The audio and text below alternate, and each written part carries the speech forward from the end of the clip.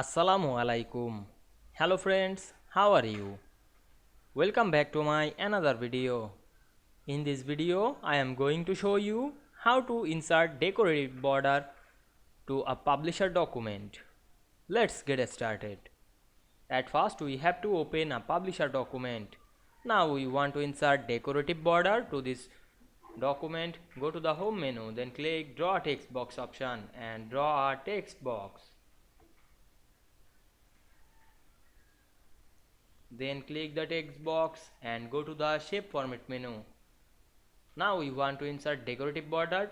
Click the shape outline option and choose any color. Now I select the red color. Then again go back this option and go to pattern. Now we can see here many pattern option.